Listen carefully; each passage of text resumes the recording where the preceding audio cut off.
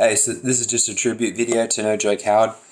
I just want to say a few things, man. So I actually just found out. I know that happened about 8 months ago, but I mean, I was just got on YouTube, just thinking I haven't seen any of his videos in a long time, and I was like, where is the guy? What's he up to? What's he doing with his life?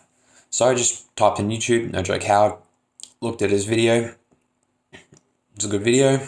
Looked at the comments section. What do I see? Rest in peace.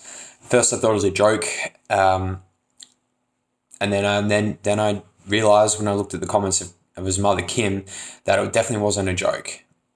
So yeah, I mean, I was shocked. It's an absolute tragic, thing that happened to him. As far as I can tell, I know I'm a little bit in shock, to be honest with you. I'm a little bit lost for words, but I felt like I really want to do a video just to say thanks to No Joke Howard. Thanks for everything that he's done to help me in my life. He's someone that has inspired me to become a better person. He's someone that, I if it wasn't for him, I wouldn't have traveled. I wouldn't, I've been to, because of him. I started watching his videos 2016. I lived in Korea for about 6 months, taught English there, went to Cambodia for about 3 months, went to Thailand, stuff like that. So I traveled, and a lot of that was because of his inspiration, right?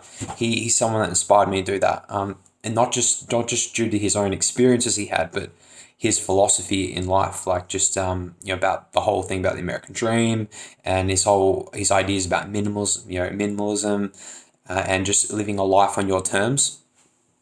And that message really resonated with me at a time in my life when, I was really suffering from depression, and I really needed someone to tell me what to do, right? And he was an authentic person, right? He was a real person. That's very rare these days, very rare on YouTube to find rare people that are willing to, be vulnerable. And that vulnerability of his was very endearing. His willingness to share his demons with strangers is such a rare thing, and to do it in the way he did was just amazing. It was incredible. And if you haven't seen his YouTube videos, especially the ones in Cambodia, you should watch them. They're worth watching. They're entertaining. They're interesting. And yeah, I mean, he was a philosopher, I think. That's what I got out of it more. He was very wise, right? He shared a lot of interesting ideas. The way he lived his life on his own terms, his sense of confidence in himself, but also his vulnerability. That's very, like I said, very rare, and says a lot about the character of the guy. Anyway, having looked at some of his Mexican videos, it seemed like things were going really well for him. It seemed like he'd stopped taking drugs. It seemed like he was in a good relationship. He had a job that he seemed to really enjoy at that gym. Things were going well for him. He's building a life for himself. And you could see he made a step in his maturity. He's someone that, a step in his sort of maturity. He made that jump. And I'm 31 now. And so I'm a similar age to him. And that's also partly why it's so shocking what happened to him, because I'm the same age, right? And just to die of a heart attack at the age of 30, man, it's a rare thing to happen. Now, it could be the drugs and his past history of drugs that, had an impact on his heart. I'm not really entirely sure. Is a little bit suspicious, the circumstances around his death. I will admit that. I don't really want to speculate too much on that, because it is upsetting. And there's really no point now. I mean, it's not going to make a difference, right? So there's no point speculating on that. But I will say I have my suspicions as to what probably happened to him.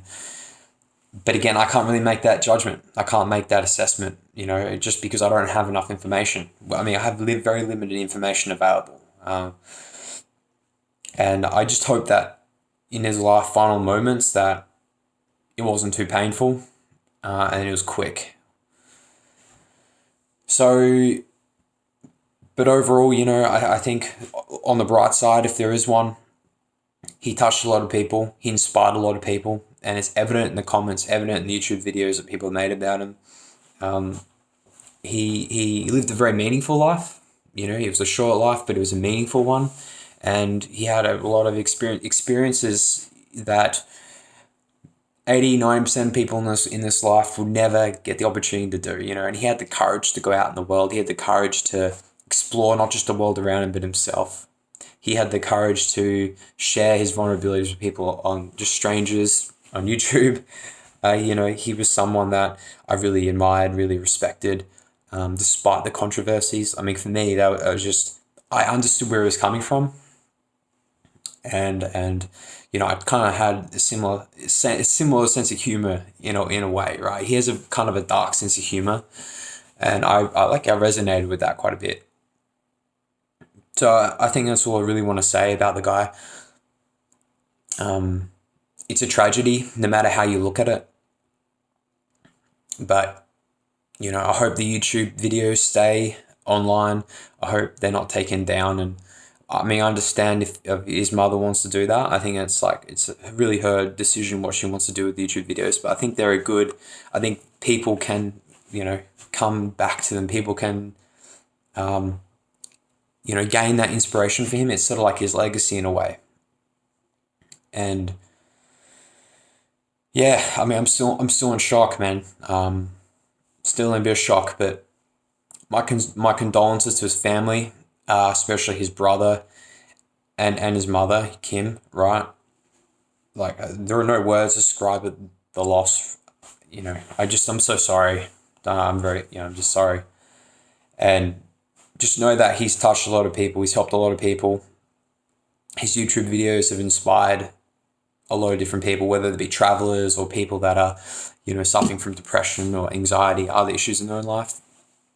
And that's a very admirable thing. You should be very proud of what your son did achieve.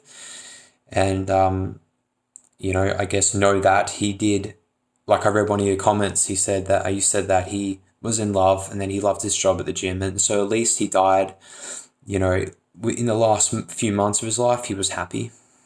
And you could definitely see in the videos that he was happy. He was a lot happier than he was in the past. And so that's something to be, I think, acknowledged, something to be, to take from that. I guess the final point I'll make is what can we learn from No Joke Howard? For me, I'll always take the lesson of living life on your own terms from him, right? And having a sense of humor about life, not taking it too seriously. Those are two things I think I would take from him. The two things I've tried to incorporate in my own life.